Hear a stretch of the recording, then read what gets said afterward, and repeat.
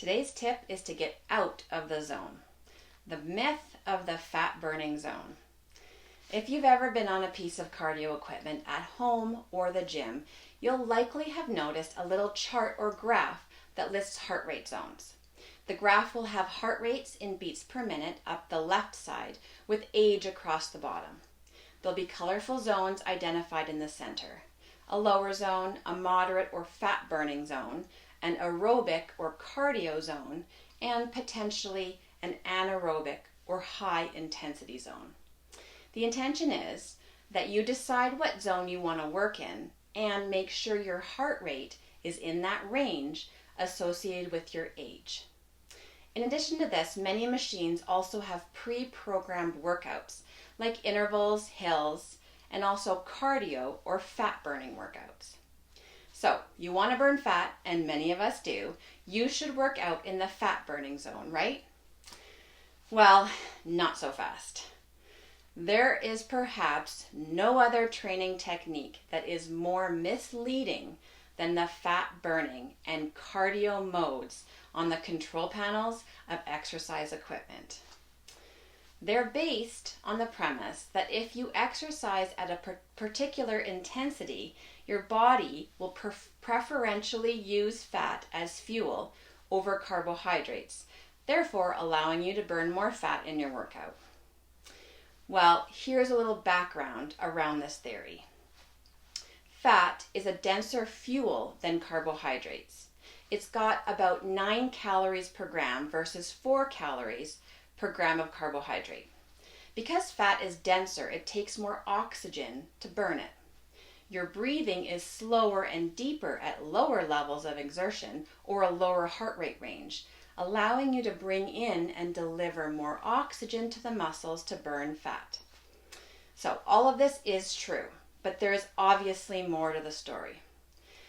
First of all, the terminology fat burning and cardio can confuse us into thinking that fat is only burned when we exercise in the fat burning heart rate zone, and that no fat is burned in the cardio zone. The fact is that fat and carbohydrates are burned at the same time during virtually all workout intensities. The less active you are at a given moment, the greater the percentage of fuel comes from fat. As your intensity of activity increases, the percentage of carbohydrates in that fuel mix also increases. At rest, as much as 85% of calories burned is from fat. At an easy walk, it drops to about 70%. At a moderate effort run, the mix becomes about 50% fat and 50% carbohydrates, and it moves increasingly towards carbohydrates the faster you go. So, if the key determinant of weight loss were the percentage of fat you're burning, then your best bet would be to sit still on the couch, because that's when you're burning the highest percentage of fat relative to carbohydrates. Well, no, that's where this all falls apart. Total calories burned is really what matters. If, for example, and I'm just throwing out easy numbers here, you burned 150 calories during a low-intensity half-hour walk, that would work out to about 105 calories of fuel from fat.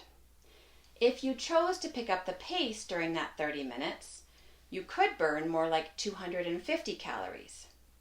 Even though your percentage of fat burned might drop by 50%, you're actually getting 125 calories of fuel from fat. You've burned more calories and more fat, even though you're not in the fat burning zone. What happens after your workout is also an important piece in this equation. When you finish a higher intensity workout, your body then requires additional energy to restore itself to its pre-workout state. This process is known as excess post-exercise oxygen consumption, or EPOC for short, and it translates into more calories burned overall, both during and for a period of time after your workout. Now, please understand that I'm not saying that low-intensity workouts are a waste of time if you're trying to lose body fat. Absolutely not. The moral of the story here is, don't let the cardio machine, marketing gimmicks, or social media quotes decide at what intensity you should work out. Let your body decide. Some days you just don't have the energy for a high intensity workout.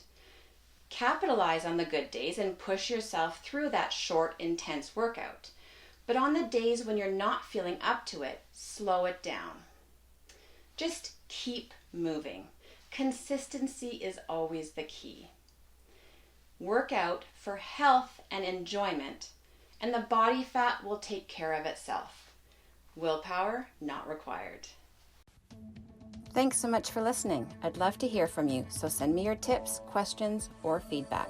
You can find me on Facebook and Instagram at Fired Up Fitness Coaching, or email me at willpowernotrequired@firedupfitness.ca. Thanks so much. I look forward to connecting with you.